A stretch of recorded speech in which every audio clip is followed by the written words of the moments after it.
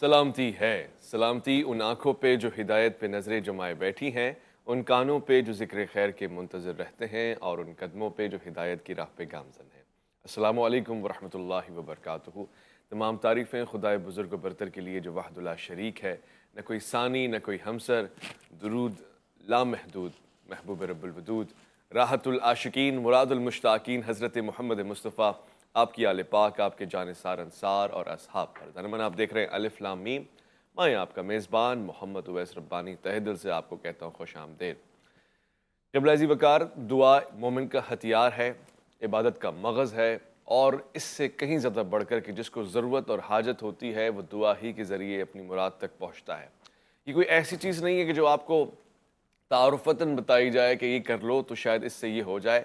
انسان ضرورتوں کا محتاج ہوتا ہے، جب پریشانی میں وہ پھنستا ہے، دعا کے سوا کوئی اور ہتھیار اس کے پاس بچتا نہیں ہے۔ البتہ پریشانیوں کے علاوہ بھی دعا کی ایک اہمیت ہے۔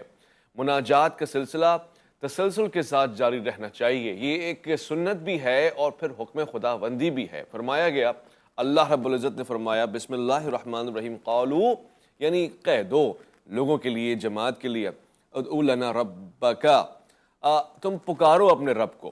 اور آپ کو یاد ہوگا اس سے قبل ہم نے پچھلے پروگرام میں بھی یہ بات کی تھی، ایک جگہ فرمایا گیا بسم اللہ الرحمن الرحیم وَإِذَا سَأَلَكَ عِبَادِي عَنِّي فَإِنِّي قَرِيب، جب بندے میرے بارے میں پوچھیں تو انہیں بتاؤ میرے بندوں کو کہ میں بہت قریب ہوں۔ پھر اس کا رشتہ دعا کے ساتھ جوڑا گیا، یعنی قربت کو مناجات اور دعا سے نزدیک بیان کیا گیا۔ کیسے؟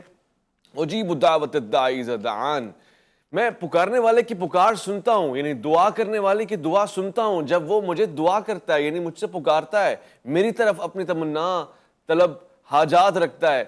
یہ ہے دعا کا سلسلہ، اور اس سے قربت خداوندی کا اندازہ ہوتا ہے۔ یعنی یہ تو طے ہو گیا کہ پکارنے والا جب بھی پکارے گا مالک سنے گا۔ وہ یاد ہے نا سورۃ تغابن میں اس نے کیا کہا تھا، وَأَسِرُّوا قَوْلَكُمْ أَوْ اجْهَرُوا بِهِ إِنَّهُ عَلِيمٌ بِذَاتِ الصُّدُورِ۔ اور اس کے بعد جو یہ جملہ ہے، میں کہتا ہوں صبح سنیں یا شام، دوپہر یا رات، سفر میں یا مقامی ہو، کسی بھی وقت میں اس جملے کو سنیں اور لطف اندوز ہو جائے کہ خالق کائنات کتنا پیار کرتا ہے، آپ کے دکھ غم جتنے بھی حادثات اور صدمے سب سے واقف ہے۔ الا یعلم من خلق وهو اللطیف الخبیر، کیا وہ نہیں جانے گا جس نے خلق کیا ہے؟ اور اس کی ذات و صفات میں یہ شامل ہے کہ وہ تو باریک بین ہے، لطف اور عنایت تو اس کا خاصہ ہے، بطور خاص وہ دیکھتا ہے چیزوں کو کہ جو ظاہر میں ہے وہ باطن میں ہے، ہر چیز اس پہ عیاں ہے۔ اس سے پہلے اس نے کہا خاموشی سے گفتگو کرو، وَأَسِرُّوا قَوْلَكُمْ أَوْ اجْهَرُوا بِهِ، یا علی الاعلان بات کرو، وہ ہر آواز سنتا ہے، ہر شے سے واقف ہے، اور یہ اس کا خاصہ اور اس کا کمال ہے، انہو علیم بذات الصدور، جو دلوں کے حال کو جانتا ہو، جو دلوں کے احساسات کو جانتا ہو، جو دلوں کی گفتگو کو جانتا ہو، جو دلوں کے گمان کو جانتا ہو، جو تخیلات سے آگاہ ہو، جو تخیل کے خیال سے آگاہ ہو، اسے اللہ رب العزت کی ذات کہتے ہیں۔ وہ پیارا ہے، وہ حسین ہے۔ مناجات اور دعا کا سلسلہ اسی کے لیے ہے۔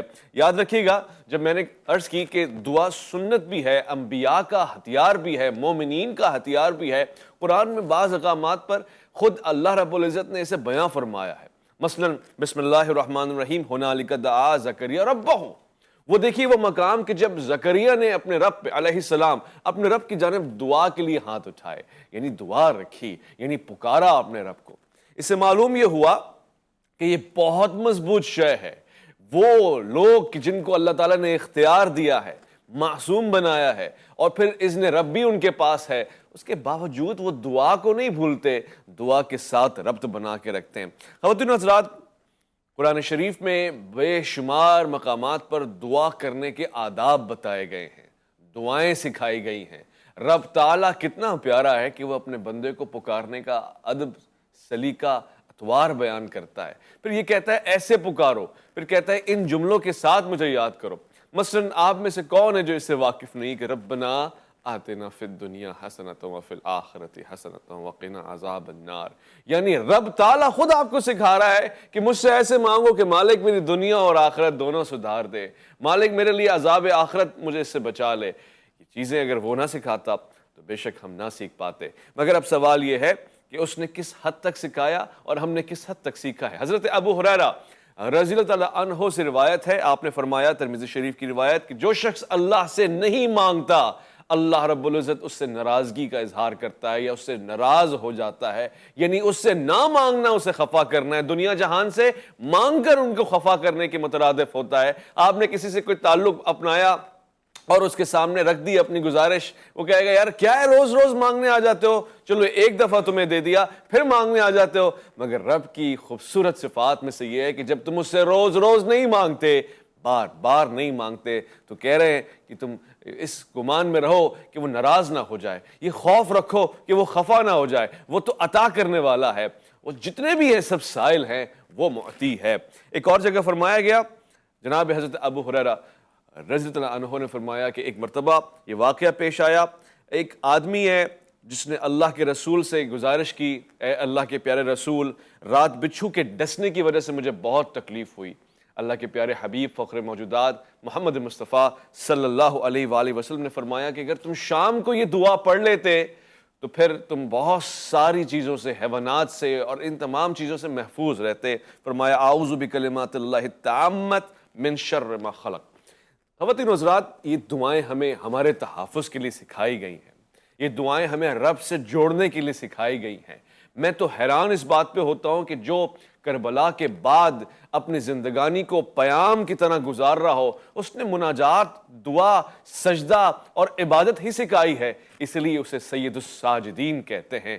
تفاسیر بھری پڑی ہیں. ہم چاہتے ہیں کہ آج اس موضوع پہ گفتگو کریں. آج کے اس پروگرام میں گفتگو کرنے کے لیے میرے ساتھ تشریف فرمائیں، لطافت رکھتے ہیں گفتگو میں، اور خطیب مسجد بھی ہیں، ساتھ ساتھ مدیر بھی ہیں، اور نہ صرف یہ بلکہ محقق بھی ہیں. مجھے بہت ہی خوشی ہو رہی ہے تعارف کرواتے ہوئے مفتی نوید عباسی. السلام علیکم ورحمۃ اللہ. وعلیکم السلام ورحمۃ اللہ وبرکاتہ. مجھ سے اب دعا کی اہمیت کو ہم سمجھ رہے ہیں اور دعا کو اپنا مزاج بنانا چاہ رہے ہیں. دعا تسلسل کے ساتھ ہماری زبان پہ آیا کرے. اس سے کیا مراد ہے؟ دعا کہتے کسے ہیں اور دعا کے معنی کیا ہیں؟ نحمد ونصلی علی رسولہ الکریم، اما بعد، بسم اللہ الرحمن الرحیم. جزاک اللہ محترم بھائی اویس ربانی صاحب. ماشاءاللہ آپ نے آغاز سخن میں بہت زبردست جاندار کلام قرآن مجید فرقان حمید کی آیات اور نبی رحمت صلی اللہ علیہ وآلہ وسلم کے فرامین کو سامنے رکھ کر کیا. اللہ تعالیٰ آپ کو برکتیں عطا فرمائے. قرآن مجید فرقان حمید اللہ کا لاریب کلام ہے. جب ہم اس کا مطالعہ کرتے ہیں تو دیکھیے دعا یہ عبادت ہے، بلکہ نبی رحمت صلی اللہ علیہ وآلہ وسلم کا فرمان جہاں یہ ہے کہ الدعاء والعبادہ، کہ دعا عبادت ہے، وہاں یہ بھی فرمایا الدعاء مخ العبادہ، کہ دعا عبادت نہیں بلکہ عبادت کا مغز ہے، عبادت کی اصل ہے. تو ہم اگر قرآن مجید فرقان حمید پر نگاہ کریں تو پہلے انسان حضرت سیدنا آدم علیہ السلام، اللہ رب العالمین نے جب ان کی تخلیق کا معاملہ کیا تو فرشتوں سے کہا کہ میں زمین میں اپنا خلیفہ بھیجنا چاہتا ہوں. آپ جانتے ہیں قرآن کی سورہ بقرہ شاہد ہے، فرشتوں نے کہا کہ زمین میں فتنہ اور فساد کریں گے. اللہ نے فرمایا جو میں جانتا ہوں وہ تم نہیں جانتے.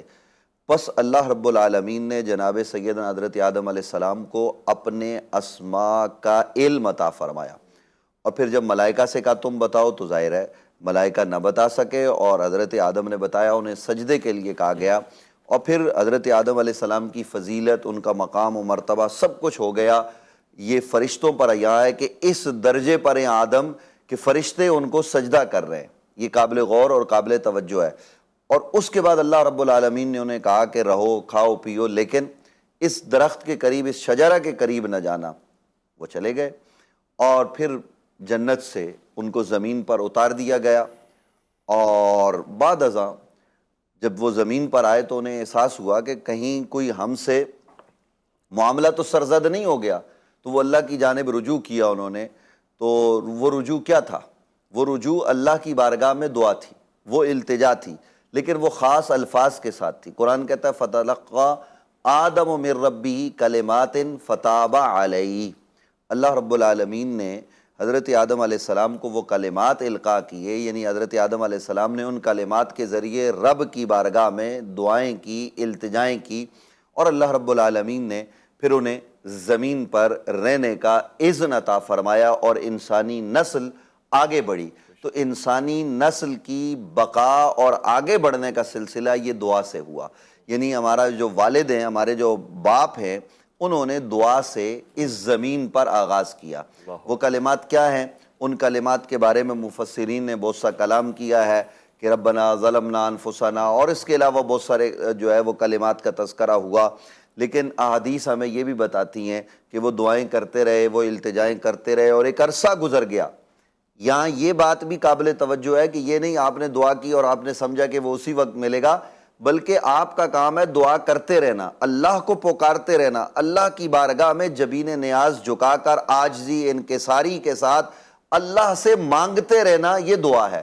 اور جناب حضرت آدم علیہ السلام یہ کرتے رہے، اور بالآخر ایک روز انہوں نے کہا ہے اللہ مجھ پر مہربانی فرما اپنے ان خاص بندوں کی وجہ سے جن پر تو نے مہربانی فرما رکھی ہے، بحق محمد، اور دوسری روایت میں ہے بحق محمد و علی و فاطمہ۔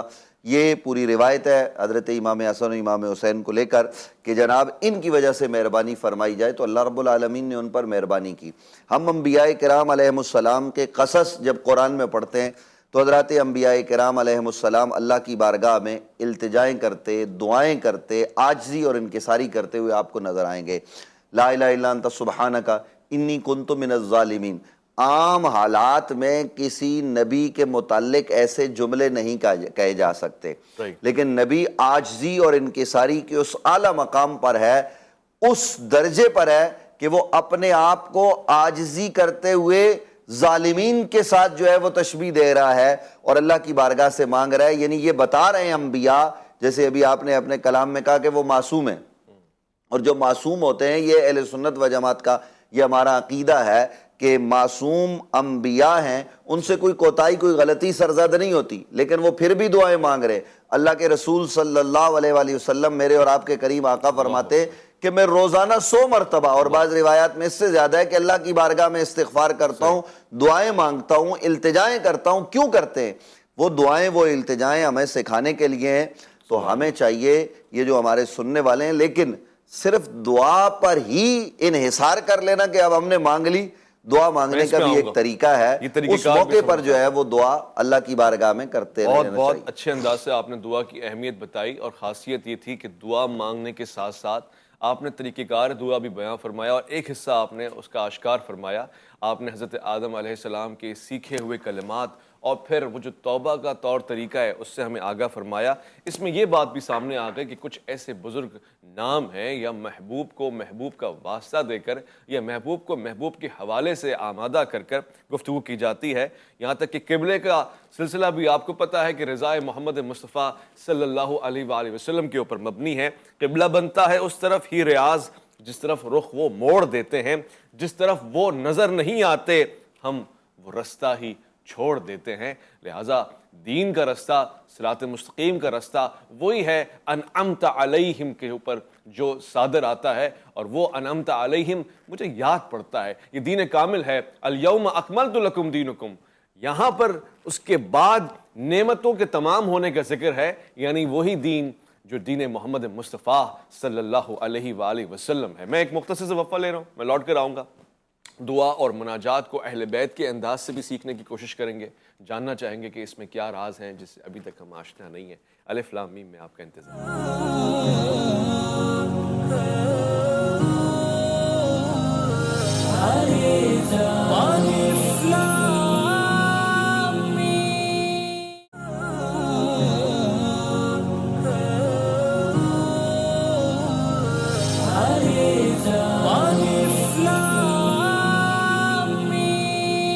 خوش آمدید۔ ابو داؤد شریف کی روایت ہے، تمہارا رب بہت حیا والا ہے، جب تم دعا کے لیے ہاتھ اٹھاتے ہو، اس سے مانگتے ہو تو وہ تمہیں خالی ہاتھ نہیں لوٹاتا، اسے حیا آتی ہے اس بات سے کہ وہ کسی کو خالی ہاتھ اٹھائے لوٹا دے۔ وہ جملہ یاد ہے آپ کو؟ بلکہ آیت کی طرف میں آپ کو لے کے چلوں گا، وَأَمَّا السَّائِلَ فَلَا تَنْهَرْ۔ جب رب تعالیٰ یہ کہہ رہا ہو نا اپنے بندے سے کہ کوئی مانگنے والا سائل تیری طرف ہاتھ اٹھائے نا تو اس سے مانگے تو اس کو ایسے جھنجھوڑنا نہیں، ایسے دھتکارنا نہیں، تو سوچئے وہ کتنا کریم رب ہوگا۔ جب آپ اس سے مانگیں گے، ہاتھ اٹھائیں گے، تو کیسے ممکن ہے کہ وہ آپ کو کہہ دے جا مجھ سے نہیں مانگ، نہ مانگ، نہیں دیتا، جا بھاگ جا یہاں سے۔ یہ اس کی ذات، اس کی صفات، اس کے کمالات کے خلاف ہے، اس کی شان کے خلاف ہے۔ وہ تو اس وقت بھی دے رہا ہے۔ توجہ فرمائے گا کہ جب لعین مردود شیطان خارج کیا جا رہا ہے، رند درگاہ بنایا جا رہا ہے، نکالا جا رہا ہے، لعین اور رجیم قرار دیا جا رہا ہے، اور اس مردودیت کے وقت میں بھی شیطان کہہ رہا ہے کہ رب تعالیٰ مجھے مہلت دے دے ایک خاص وقت تک، تو وہ کہہ رہا ہے جا تجھے مہلت بھی دے دی۔ جو ایسے وقت میں ایسے شخص کے لیے بھی دعا رد نہ کرے، کتنا کریم ہے وہ رب، کتنا لطیف ہے وہ رب، کتنا خبیر ہے وہ رب۔ خواتین و حضرات، ہم چاہتے ہیں کہ اہل بیت علیہ السلام سے دعاؤں کے طریقے سیکھیں، یعنی سنت دعاؤں کا بھی ذکر ہو، اور ساتھ ساتھ ہم یہ بھی جانیں کہ دعا مانگنے کے آداب کیا ہیں، کیسے کہاں کہاں دعا مانگی گئی ہے۔ بے شمار دعائیں ایسی ہیں کہ جن کا میں ذکر آج کے اس پروگرام میں کرنا چاہتا ہوں۔ میرے پاس وہ دعائیں ہیں، میں مفتی صاحب سے بھی اس کا کہیں گائے بغیر ذکر کرتا رہوں گا، مگر ہم آغاز کرتے ہیں آیت ربانی سے، اور مفتی صاحب سے پوچھوں گا کہ اس سے معنی کیا ہے، مراد کیا ہے، اس کو دعائیہ کلمات کیسے بدلتے ہیں۔ فرمایا گیا بسم اللہ الرحمن الرحیم وَإِذَا حُيِّيتُم بِتَحِيَّةٍ فَحَيُّوا بِإِحْسَانٍ مِنْهَا۔ جب تمہیں کوئی دعا اور سلامتی کے جملے کہے تو تم اس سے اچھے جملے کہہ کے اس کو پلٹا دیا کرو، اور ردوہا، یعنی جو اس نے کہا ہے کم سے کم وہی کہہ دو۔ السلام علیکم، وعلیکم السلام، یہ دعا، یہ برکات، یہ سلامتی، یہ تبریک، یہ سب چیزیں۔ ان اللہ کان علی کل شیء حسیبا، بے شک جو اللہ ہے وہ ہر شے کا حساب رکھنے والا ہے۔ مفتی صاحب، سلامتی کی دعائیں کون سی ہوتی ہیں؟ مسلمانوں کو آپس میں دعائیہ کلمات کے ساتھ ایک دوسرے کو یاد کرنے کے لیے کیوں کہا گیا؟ اس کا طریقہ کار کیا ہوتا ہے؟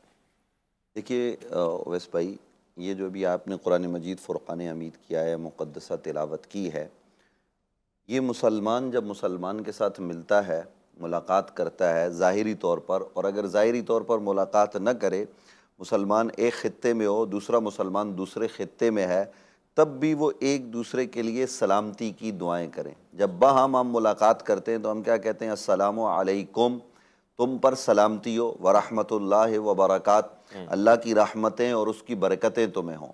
یہ بھی وہ سلامتی والے کلمات ہیں جو ہم ایک دوسرے کو کہنے کا اللہ نے ہمیں حکم دیا ہے، اللہ کے پیارے حبیب صلی اللہ علیہ وآلہ وسلم کا طریق ہے، اور یہ ہمیں کہتے رہنا چاہیے۔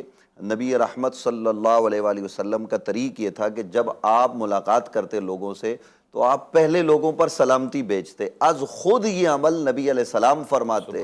یعنی یہ نہیں ہے کہ حضور کو آ کے لوگ سلام کرتے، حضور کو تو آج بھی لوگ سلام کر رہے ہیں، صبح قیامت تک کرتے رہیں گے۔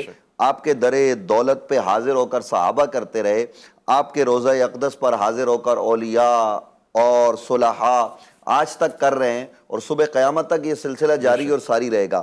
لیکن نبی علیہ السلام صحابہ کرام کو سب سے پہلے سلامتی کے کلمات کے ساتھ یاد فرماتے، اور یہ جب ہمارے آپس کے یہ معاملات ہیں کہ ہم ایک دوسرے کے یہ اللہ کی بارگاہ سے رحمت مانگیں، برکت مانگیں، سلامتی مانگیں، خیر مانگیں، بھلائی مانگیں، یہ اللہ کا حکم بھی ہے، یہ اللہ کے پیارے حبیب کا حکم بھی ہے، اور اللہ رب العالمین زبان سے نکلے ہوئے کلمات کی لاج رکھتا ہے۔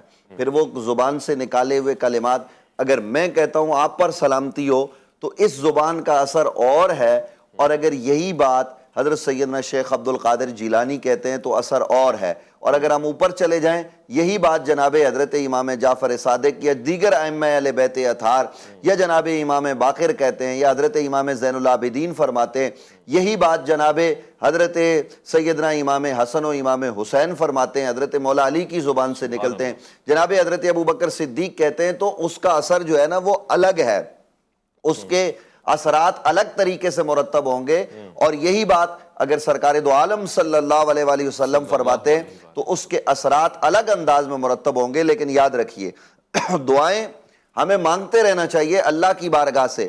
نبی اکرم صلی اللہ علیہ وآلہ وسلم دیکھیے مکہ مکرمہ میں تو امت کے لیے مانگ رہے ہیں، مدینہ منورہ میں امت کے لیے مانگ رہے ہیں، لیکن جب میدان جہاد میں اترے اللہ کے حبیب غزوہ بدر کے موقع پر تو پوری تیاری کے ساتھ کہ میرے پاس یہ مجاہدین ہیں، اب صبح مقابلہ ہے، تو مقابلے سے پہلے یہ بھی بتا دیا پوری تیاری کروا کے اب رات اللہ کے حبیب اللہ کی بارگاہ میں حاضر ہیں، نوافل ادا کیے جا رہے ہیں، مناجات کا سلسلہ ہے، دعائیں ہو رہی ہیں، اور دعائیں کرتے کرتے قرب کا وہ اعلیٰ مقام آتا ہے کہ اللہ کے حبیب اللہ کی بارگاہ میں یہ کہتے ہیں پروردگار وہ مدد جس کا تو نے وعدہ فرمایا تھا اس کو نازل فرما، اگر آج تو نے نازل نہ کی تو قیامت تک تیرا نام لینے والا کوئی باقی نہ رہے گا.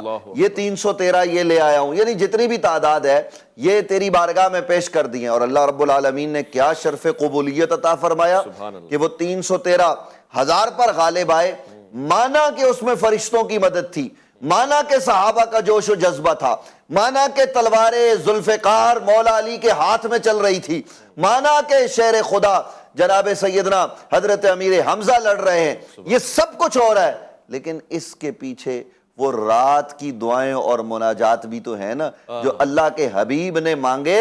ان دعاؤں وہ جو مانگی رات کو گئی تھی، اثر صبح نظر آ رہا ہے. کہیں علی کی تلوار چل رہی ہے، کہیں جناب حضرت امیر حمزہ لڑ رہے ہیں، کہیں دیگر صحابہ لڑ رہے ہیں اور کافر کے گلے کٹ رہے ہیں.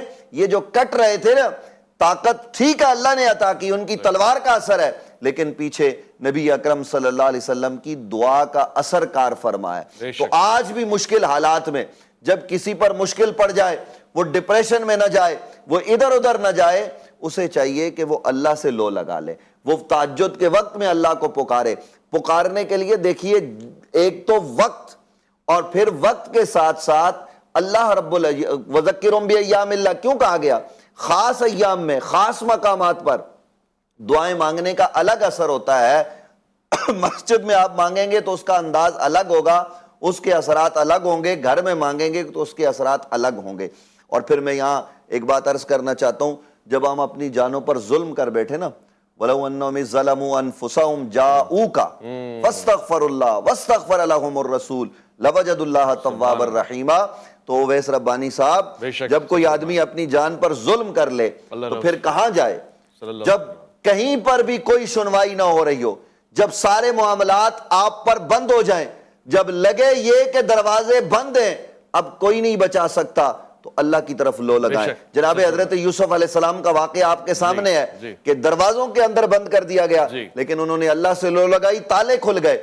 اور اگر آپ کو بہت مشکلات ہیں، آپ سمجھتے ہیں کہ اب کوئی پرسان حال نہیں، تو بارگاہ رسالت مآب میں پہنچ جاؤ. وہاں حاضر ہو کر مانگنا حضور سے نہیں ہے، یہ بات ذہن نشین رہے ناظرین.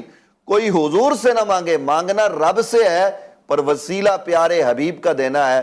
جب ان کے وسیلے سے مانگیں گے تو پروردگار آپ کو ایسے عطا کرے گا کہ آپ کے وہم و گمان بھی نہیں ہوگا کہ ایسے بھی ملتا ہے. پھر رحمتیں اس کی آگے بڑھ کر اپنے گلے آپ کو لگا لیں گی. کچھ کر کے تو دیکھیے، کچھ کر کے تو دیکھیے. مانگنے کا طریقہ، مانگنے کا ادب، مانگنے کا طور طریقہ، یہ دونوں آپ کے سامنے بیان کیا جا رہا ہے. ہم ہفتے کے دن کی دعا کی طرف آئیں گے، اس کا ایک حصہ، اس کے بعد پھر آپ جب لوٹ کر آئیں گے مزید گفتگو ہوگی. امام سید الساجدین آپ پہ ہمارا سلام ہو، زین العابدین آپ پہ ہمارا سلام ہو. آپ نے کچھ دعائیں سکھائی ہیں جن میں سے ہفتے کی دن کی دعا ہے. میں چاہتا ہوں کہ لفظ بلفظ ہم اس کے سفر میں آگے بڑھیں گے. بسم اللہ الرحمن الرحیم، اللہ کے نام سے جو بڑا رحمان نہایت رحیم ہے. بسم اللہ کلمۃ المعتصمین، اللہ اکبر. خواتین و حضرات، وہ جو روزے کے پابند ہیں، وہ جو احتیاط کے پابند ہیں، ان کو ذکر میں لاتے ہوئے اللہ رب العزت کی توصیف اور اس کی حمد و ثنا بیان کرتے ہوئے آگے بڑھے. ومقالۃ المتحرزین، اور اس کی پناہ، پروردگار کی پناہ، یعنی خالق کائنات کی پناہ، کہ جو پناہ میں لینے والا ہے، کمال رکھتا ہے. وَأَعُوذُ بِاللَّهِ تَعَالَى مِن جَوْرِ الْجَائِرِينَ، اللہ رب العزت کی پناہ کے طلبگار ہیں. کن سے؟ ناانصاف لوگوں سے، ظالم لوگوں سے، بددیانت لوگوں سے، وہ لوگ جو عہد شکن ہوتے ہیں، وہ لوگ جو بے مانیاں کرتے ہیں، وہ لوگ جو بے انصافیاں کرتے ہیں. ایسے لوگوں سے پروردگار آج کے دن میں بچنا چاہتا ہوں، جو غیر معتدل ہیں، جو عدل کے خلاف گفتگو کرتے ہیں، جو نظام عدل کو توڑنا چاہتے ہیں، جو نظام عدل کے باغی ہیں. ان سے پناہ مانگی جا رہی ہے، اللہ رب العزت کی پناہ طلب کی جا رہی ہے. وَقَيْدَ الْحَاسِدِينَ، اور وہ جو حسد کرنے والے ہیں، مالک آج کے دن مجھے ان حسد کرنے والوں سے بچا. ان کی قید، ان کی چال، ان کے طور طریقے، چلن، اور ان کے اس دل میں بسے ہوئے فساد سے بچا. وَقَيْدَ الْحَاسِدِينَ، جو ان کی طریقہ کار ہیں، ٹریکس جسے ہم کہتے ہیں، ان سے بچا. وَبَغْيُ الظَّالِمِينَ، اور پروردگار ظالموں کی بغاوتوں سے بچا، ظالموں کے حملہ کر دینے سے بچا، ظالموں کے غیظ و غضب سے بچا. ہم ایک مختصر وقفے کی طرف جا رہے ہیں، جب لوٹ کر آئیں گے مزید اسی دعا کو جو ہفتے کی دن کی دعا ہے ذکر کریں گے، سمجھیں گے اور یاد کریں گے. الف لام میم میں آپ کا انتظار ہے.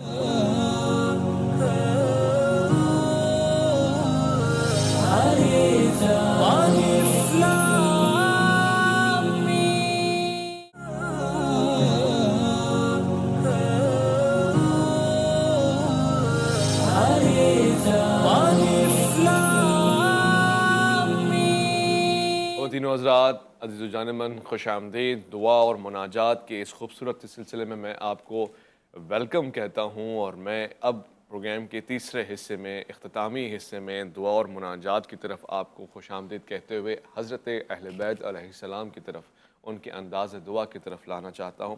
یہ ہفتے کے دن کی دعا جو مخصوص ہے ہفتے کے ساتھ، اور آج کا دن میں آپ ہفتے کا جو گزاریں گے، اس میں کن چیزوں کو مد نظر رکھا ہے؟ امام سید الساجدین، آپ پہ ہمارا سلام ہو۔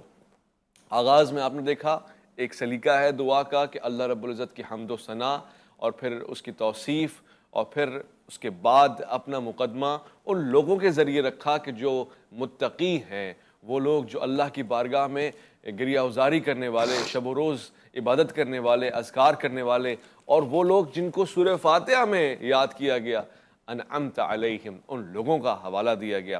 فرمایا گیا وَأَحْمَدُهُ فَوْقَ حَمْدِ الْحَامِدِينَ، یہ حمد کے سلسلے میں کنٹینیو بات ہو رہی ہے کہ اس کی حمد تمام حامد، تمام حمد کرنے والوں سب کی زبان پہ ہے، اور سب سے بڑا اس کا کلام ہے۔ اللہم انت الواحد بلا شریک، پروردگارہ تو واحد ہے، تیرا کوئی شریک نہیں ہے، لا الہ الا ہو، وہ اکیلا ہے، اس کے ساتھ کوئی نہیں ہے، والملک بلا تملیک، مالک ہے تو، والمالک بلا تملیک، کوئی تیرا ساتھی نہیں ہے، تیری مملکت میں، تیری ملکیت میں کوئی بھی پارٹنر نہیں ہے، شریک نہیں ہے، جیسے ہمارے ہاں کاروبار میں ہوتا ہے، زندگانی میں ہوتا ہے، تیرے لیے ممکن نہیں ہے، تیری قدرت ہے۔ لا تزاد فی حکمک، آپ کے مالک، آپ کے حکم میں کوئی ضد نہیں ہے، کوئی مخالفت نہیں ہے، کوئی ڈس اوبیڈنس نہیں ہے، کوئی روگردنی نہیں ہے، ہو ہی نہیں سکتا، ہو ہی نہیں سکتا۔ اور فرمایا وَلَا تُنَازَعُوا فِي مُلْكِكَ، اور آپ کے ملک اور مملکت میں تنازع نہیں ہے، یعنی مس مینجمنٹ نہیں ہے، یعنی ہائرکی میں فلاپ نہیں ہے، جسے ہم کہتے ہیں کہ کمپلیٹ آرگنائزڈ ہے۔ اسألک ان تصلی علی محمد عبدک ورسولک، مالک آپ سے سوال کرتے ہیں، آپ درود السلام اور سلامتی کی بے شمار نعمتیں سب کے سب حضور سید والا فخر موجودات پہ، جو عبد بھی ہیں، رسول بھی ہیں، اور عبدیت کا معیار بھی ہیں، سید البشر بھی ہیں، اور رسالت کے امام بھی ہیں، امام الانبیاء بھی ہیں۔ وَأَن تُعْزِعْنِي مِن شُكْرِ نعمت، پروردگارہ مجھے شکر کے قابل بنا، میں اس نعمت کا شکر کرنا چاہتا ہوں کہ جس میں تو نے کہا فَأَمَّا بِنِعْمَتِ رَبِّكَ فَحَدِّثْ، جو نعمتیں آپ پر آئی نا، شکر کریں، شکر کریں۔ مجھے امت محمدی میں سے آپ نے بنایا، اس میں بڑا شکر گزار ہوں، بڑا شکر گزار ہوں، اور وہ تمام نعمتیں inspire me with thanks giving for your favours, مجھے شاکر بنا مالک۔ ما تبلغوا بی غایت الرزاق، یہ جو آپ کی نعمتیں ہیں نا، جو اس کے لطف ہیں، جو اس کی عنایتیں ہیں، میں اس سے ناشکرہ نہ کہلاؤں، مالک مجھے اس میں شامل رکھ۔ وَأَن تُعِينِنِي عَلَىٰ طَاعَتِكَ، مجھے اپنی اطاعت کے قابل بنا، مجھے وہ طاقت عطا فرما کہ جس سے میں تیری اطاعت کر سکوں، شکر گزاری کر سکوں، عبادت کر سکوں، یہ بہت ضروری ہے۔ اور پھر ساتھ ساتھ میں آگے بڑھنا چاہتا ہوں، اس جملے کی طرف آنا چاہتا ہوں کہ اس انداز سے یاد کیا گیا وَتُتِمَّ إِحْسَانَكَ فِي مَا بَقِيَ مِنْ عُمْرِكَ، complete your benefits، اور اپنے احسانات کو مکمل فرما، اور جو کچھ بھی میرے لیے رہ گیا ہے، میری آنے والی عمر اور میری جو مقدر تو نے طے کیا ہوا، اس میں جو نعمتیں ہیں اس کا مجھے قائل بنا، حامل بنا، حیثیت والا بنا۔ کما احسنت فیما مضامن ہو یا ارحم الراحمین، تو نے جس طرح سے رحم فرمایا، کرم فرمایا، احسان فرمایا ان لوگوں کے لیے جو مجھ سے پہلے چلے گئے ہیں۔ یہ بہت ضروری ہے خواتین و حضرات، رب تعالیٰ کے حساب میں سب کچھ ہے، وَهُوَ بِكُلِّ شَيْءٍ عَلِيمٌ وَهُوَ بِكُلِّ شَيْءٍ قَدِيرٌ، اور اس کو اس کی ان روایات اور ان واقعات کے حوالے سے یاد کیا جائے۔ پروردگار تو نے یوسف پہ کرم فرمایا تھا، وہ کنویں میں تھا، کیا کمال ہے نا سورہ یوسف کا، کہ جب وہ بے یار و مددگار ہے تب ہی اللہ حامی و ناصر ہے، اور بتاتا ہے چاہے وہ دروازوں کا کھلنا ہو یا کنویں سے نکالنا ہو، یا پھر قیدی یوسف علیہ السلام کو تخت پہ بٹھانا ہو، یا پھر بچھڑے ہوئے یوسف کو بھائیوں سے، بابا سے ملانا ہو، وہ کمال ہے، وہ کمال ہے۔ بے شک سارے کلمات اسی کے لیے ہیں۔ اختتامی لمحات میں مفتی نوید عباسی صاحب سے جاننا چاہتا ہوں، جس طرح آپ نے دعا کا حوالہ دیا، پھر آپ نے بتایا کہ حضور سید کونین جان دو عالم محمد مصطفیٰ صلی اللہ علیہ وآلہ وسلم کا انداز دعا مانگنے کا کیا رہا، مانگنے کے سلیقے کو آپ نے آشکار فرمایا۔ یہ بہت ضروری ہے۔ وہ جو لوگ ہم سے چلے گئے، یعنی پردہ فرمایا، انتقال ہو گیا، وصال ہو گیا، ان کے لیے ان کو کیسے دعاؤں میں یاد رکھیں؟ ان کے لیے کیا دعائی یا اس طرح کے کل خوانی یا کیا کیا ایسا کام کیا جائے کہ جن سے ان کو فائدہ پہنچے؟ بھائی اویس ربانی صاحب، آپ نے چلے جانے والوں کی بات کی ہے، تو نعمتوں کی بات آپ کر رہے تھے، وَإِن تَعُدُّوا نِعْمَتَ اللَّهِ لَا تُحْصُوهَا، اللہ کی اتنی نعمتیں ہیں، شمار کرنا چاہیں تو نہیں کر بے سکتے۔ شک۔ یہ وطن اللہ کی نعمت ہے، آہا۔ اور میری اور آپ کی حفاظت کرنے والے فوجی بھی اللہ کی نعمت ہیں، اس کی برکت ہے۔ کیونکہ چلے جانے والوں کی بات ہوئی ہے تو ہم مذمت بھی کرتے ہیں، یقیناً آپ بھی کریں گے، کہ کل ہی کے دن یعنی رات ہی گوادر میں، پسنی میں، وہاں 14 فوجی جوانوں کو شہید کر اللہ دیا اکبر۔ گیا، اِنَّا لِلَّهِ وَإِنَّا إِلَيْهِ رَاجِعُونَ۔ اسی طرح KPK میں، تو ہم اس کی مذمت کرتے ہوئے بارگاہ رب العزت میں دعا گو ہیں، اور پوری قوم سے یہ گزارش کرنا چاہتے ہیں آپ کے اس چینل کے ذریعے، کہ پاک فوج کے ان جوانوں کے درجات میں بلند، جو یقیناً شہید ہیں لیکن ان کے درجات میں بلندی کی دعا کریں۔ اسی طریقے سے جو فلسطین میں شہداء ہیں، ہم تو دعا کر سکتے ہیں نا، ہمارے پاس کیا ہے؟ لا یکلف اللہ نفسا الا وسعہا، جب اور کچھ نہیں کر سکتے تو دعا کا ہتھیار تو ہمارے پاس موجود ہے، اس کے ذریعے دعا کی جائے۔ اور جو لوگ آپ کے چلے جاتے ہیں، چلے جانے والا نبی رحمت صلی اللہ علیہ وآلہ وسلم کا فرمان ہے کہ بندہ کہتا ہے میرا مال، لیکن اس کا کچھ بھی نہیں ہے، جو کھا لیا، جو پین لیا، جو اپنے لیے آگے بھیج دیا۔ اب خود اگر وہ کچھ نہیں کر کے گیا لیکن اولاد پیچھے موجود ہے یا اعزہ و اقارب ہیں، تو وہ اس کے لیے دعائے مغفرت کا اہتمام کریں، اور اللہ کی بارگاہ سے اس کے لیے اچھے کی امید رکھیں، اور اس بنیاد پر اس کی طرف سے کوئی نہ کوئی اچھا کام جو ہے نا وہ کر دیں، اور انہیں دعاؤں میں یاد رکھیں۔ دیکھیں نبی رحمت صلی اللہ علیہ وسلم نے قبروں پر ٹہنیاں رکھ کر یہ بتایا کہ یہ ٹہنیاں جب تک سبز رہیں گی، اس قبر سے عذاب اٹھا دیا جائے گا۔ تو وہ ٹہنیاں نبی علیہ السلام کے ہاتھ سے رکھی گئی تھی، بھلا وہ کیسے جو ہے نا وہ مرجا سکتی ہیں؟ بے شک۔ تو اللہ کے حبیب صلی اللہ علیہ وسلم ہمیں طریقے بتا گئے، اور میں یہ گزارش کرنا چاہتا ہوں کہ آپ نے حضرت امام زین العابدین کی بات کی، خود نبی علیہ السلام کو دیکھیے، خاص رات میں سیدہ عائشہ صدیقہ رضی اللہ تعالی عنہ فرماتی ہیں کہ جنت البقیع میں بارش کے حال میں وہاں جا کے نبی علیہ السلام سر سجدے میں رکھ کر اللہ کی بارگاہ میں رو رو کر التجائیں کر رہے ہیں، مانگ رہے ہیں اپنی امت کے لیے، اے پروردگار میری امت کا کیا ہوگا، اس کا اختیار دے دے، اس کو بخشش عطا فرما دے۔ اللہ کے حبیب جس موقع پر بھی ہیں وہاں اپنے دعا کو کبھی نہیں چھوڑا، یعنی جہاں استقامت کے ساتھ ڈٹے ہوئے مسلمان کھڑے وہاں بھی حضور فرما رہے ہیں دعا کو یاد رکھو، دعا کے ہتھیار کو مت چھوڑو۔ نبی علیہ السلام کا حج آپ دیکھیں گے، اس میں بھی آپ کو دعائیں نظر آئیں گی۔ حضور انور صلی اللہ علیہ وآلہ وسلم کے مدینہ منورہ میں گھر کے معاملات کو دیکھیں گے تو دعا، مسجد میں جائیں گے تو نبی علیہ السلام آپ کو دعا مانگتے ہوئے نظر آئیں گے۔ تو یہ دعا مومن کا ہتھیار ہے، دعا یہ عبادت ہے، تو اس عبادت کو ہمیں ترک نہیں کرنا چاہیے۔ اور چلتے چلتے میں یہ عرض کر دوں کہ دعا صرف اور صرف اللہ سے مانگی جائے گی، کسی اور سے دعا نہیں مانگی جا سکتی۔ ہاں کسی اور کا وسیلہ دعا میں پیش کیا جا سکتا ہے، اور اس کی نظیریں قرآن میں نبی علیہ السلام کے فرامین میں موجود ہیں۔ ہمیں اپنے لیے، اپنے مرحومین کے لیے، اپنے ملک کے لیے، عالم اسلام کے لیے، ایک دوسرے کے لیے بلائی کی، برکت کی دعا کرتے رہنا چاہیے، اور کوشش کیا کریں کہ کبھی بھی کسی کے لیے دعائے بد، دعائے ضرر مسلمان کے لیے نہ کریں، بلکہ مسلمان کے حق میں ہدایت کی دعا ہمیں کرتے رہنا۔ وجہ فرمایا آپ نے، اللہ کے پیارے حبیب محمد مصطفیٰ صلی اللہ علیہ وآلہ وسلم جان دو عالم نے فرمایا 3 لوگوں کی دعائیں ہیں رد نہیں کی جاتی۔ پوچھا گیا حضور سید والا وہ کون سے 3 لوگ ہیں؟ فرمایا مظلوم کی دعا، جب اس پہ ظلم ہوتا ہے مظلوم کی آہیں دعائیں عرش تک پہنچتی ہیں، اور وہ لمحہ ہوتا ہے اس لمحے سے بچیں۔ مظلوم کے ساتھ بہت احتیاط کا معاملہ ہے، ایسا نہ ہو کہ اس کی دل آزاری ہو جائے۔ فرمایا گیا دوسرا مسافر کی دعا، جو سفر کر رہا ہوتا ہے نا، سفر کو عذاب کے ٹکڑوں میں سے بیان کیا گیا ہے، لہٰذا مسافر کئی قسم کی آزمائشوں سے گزر رہا ہوتا ہے کہ مسافر کی دعا قبول ہوتی ہے۔ اور ہاں تیسری دعا کی طرف بھی اشارہ دیا گیا، والد کی دعا، اپنے مولود کے حق میں، بیٹے کے حق میں، بیٹیوں کے حق میں، بچوں کے حق میں، یہ باپ کی دعا ہے۔ وہ کہتے ہیں نا ماں کی دعا جنت کی ہوا، اس میں کوئی شک نہیں ہے، ماں کی دعاؤں میں بڑا اثر ہوتا ہے۔ ماں کی دعائیں حضرت اویس کرنی سے پوچھیں کہ کہاں سے کہاں ملا دیتی ہیں۔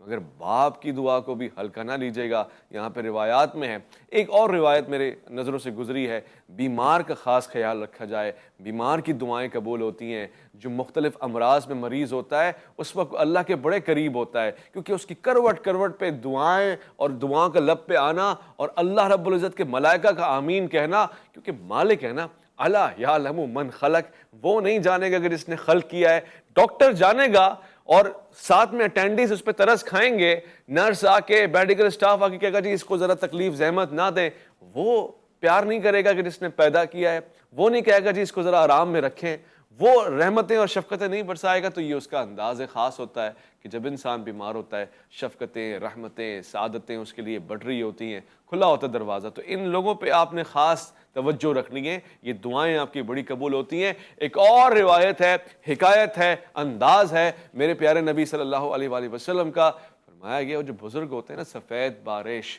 ان سے بھی دعائیں لیا کریں، ان کو بھی زحمتوں سے بچایا کریں۔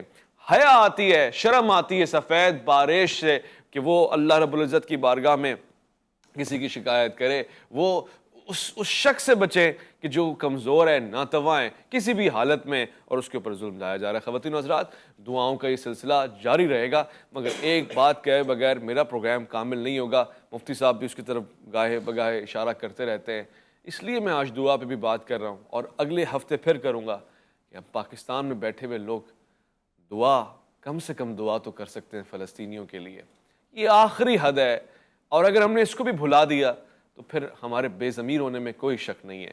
اس وقت فلسطین میں جو قتل و غارت ہو رہی ہے، ظلم و بربریت ہو رہی ہے، اس وقت فلسطین میں جو مظالم ڈھائے جا رہے ہیں، جو نا انسانی واقعات ہیں، جو غیر انسانی حادثات پیش آ رہے ہیں، بلکہ میں کہوں گا اس سے کہیں زیادہ بڑھ کر حیوان بھی اب پناہ مانگ رہا ہوگا، ایسے صہیونی انداز سے ہم ان لوگوں کے لیے دعا کریں، یہ بے انتہا ضروری ہے۔ پنجگانہ نماز میں کریں، اپنی اولادوں کی طرح کریں، اپنی بہن بھائیوں اور بیٹیوں کی طرح کریں، اور یہ جان کے کریں کہ مسلمان ایک ہیں، ایک ہو مسلم حرم کی پاسبانی کے لیے۔ اپنا خیال رکھیں گے، آپ اپنے سے بڑھ کے خیال رکھیں گے ملک پاکستان کا، اللہ کے فرمان کا۔ جی ٹی وی پہ یہ پروگرام جمعہ ہفتہ اتوار آپ صبح وقت دیکھتے ہیں۔ ویس ربانی کو دیجیے گا اجازت۔